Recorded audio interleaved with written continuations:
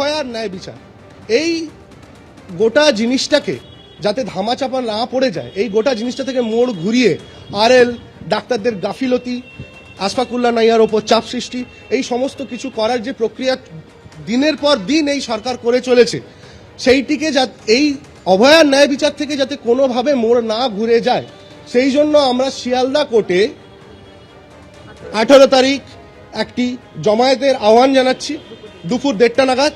এবং আমরা চাইছি যে এতদিন যারা রাজপথে হেঁটে এসছেন তারা ওখানে জমায়েত করবেন, এবং সেখানে আমরা চাই যে যাকে এতদিনে ধরা হয়েছে তার সর্বোচ্চ শাস্তি হোক, কিন্তু বাকি প্রশ্নগুলো যেগুলোর উত্তর আমরা এতদিন অবধি পাইনি, সেই প্রশ্নগুলোর উত্তর কে দেবে? সিবিআই দেবে? কোর্ট দেবে? কে দেবে এই প্রশ্নগুলোর উত্তর?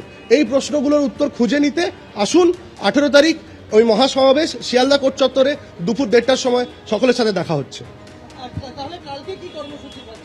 কালকে আমরা WBJDF এর তরফ থেকে একটি প্রতিনিধি দল সকালবেলা মিদনাপুর মেডিকেল কলেজে যাব, সেখানের পরিস্থিতি দেখব, এবং সেখানে যাদের সাথে এই ধরনের ঘটনা ঘটেছে, যে 12 জনকে ওনারা সাসপেন্ড করেছে, তাদের সাথে আমরা কথা বলবো, এবং আগামী কি চিন্তাধারায় তাদেরকে কিভাবে এখান থেকে বের করে আনা যায়, তাদের উপরে এই যে রোষ যেটা পড়েছে সেটা থেকে তাদেরকে কিভাবে মুক্ত করা যায়, সেটা নিয়ে আরও চিন্তা ভাবনা করবো। দ্বিতীয়ত, বিকেল 5টা থেকে বিধাননগর পুলিশ কমিশনারেটের সামনে WBJDF এর ডাকে একটি বিক্ষোভ সমাবেশ হবে, যেটি হচ্ছে আশফাকুল্লাহ নাইয়ার বাড়িতে যাওয়া পুলিশি হেনস্থার বিরুদ্ধে আমরা ডাকবো।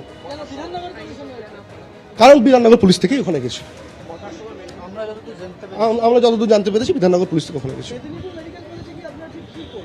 আমরা মেদিনীপুর মেডিকেল কলেজে গিয়ে ওখানে যারা ওদের ওপর যেটা হয়েছে সেটা আমার মনে হয় না কোনোভাবে ঠিক হতে পারে, কারণ রিঙ্গার ল্যাক্টেড সলিউশনের প্রবলেমকে ডাক্তারদের ঘাড়ে চাপিয়ে দেওয়া কোনোভাবেই উচিত নয়, এবং যাদের সাথে এটা হয়েছে, যাদেরকে সাসপেন্ড করা হয়েছে, তারা নিশ্চয়ই মানসিকভাবে খুবই দুঃখিত আছেন, এবং তাদের সাথে কথা বলে এবং তাদেরকে ওখান থেকে বের করে নিয়ে আসার কি উপায় বের করা যায় সেটা করতে ওখানে যাবে। মেদিনীপুরের জুনিয়র ডাক্তাররা ইতিমধ্যে নিজেদের মধ্যে কথা বলতে শুরু করেছেন, এবং আন্দোলন কিভাবে এগোবে, তারা আদৌ আন্দোলনে কিভাবে যাবেন সেই নিয়ে তাদের সাথে আমরা কন্টিনিউয়াস তাদের সাথে কন্ট্যাক্টে আছি, এবং দেখা যাক তারা কি ডিসিশন নেয়, তার পরিপ্রেক্ষিতে আমরাও ডিসিশন নেব।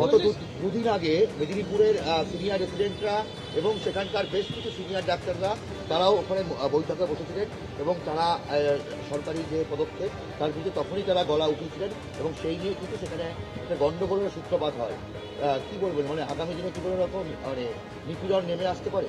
আমি এই ধরনের যে জিনিসপত্রগুলো হচ্ছে ডাক্তারদের সাথে, আমি এইটা বারবার আজকেও বহুবার বলেছি, আমাদের বাকিরাও বহুবার বলেছে, এর আগের প্রেস কনফারেন্সেও আমরা পরিষ্কারভাবে ব্যক্ত করেছি যে এই সরকার এখন ভিন্ডিকটিভ মোডে চলে গেছে।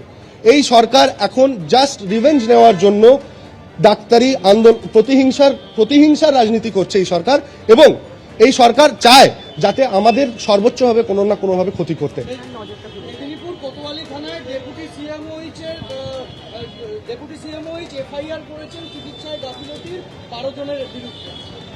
আমি একদম পরিষ্কারভাবে বলতে চাইছি, ইনভেস্টিগেশন কমপ্লিট হয়নি, পোস্টমর্টমে পরিষ্কারভাবে লেখা আছে যে এখানে প্রসিডিউরাল কোনো দোষ ত্রুটি হয়নি। কোনো অ্যাডমিনিস্ট্রেটিভ পদ থেকে যদি কোনোভাবে বিরূপ কোনো মন্তব্য হয়ে থাকে, তাহলে আমাদেরকে সব থেকে প্রথমে এটা ভাবতে হবে যে তার ওপর কোনো ওপরি মহলের চাপ ছিল কিনা।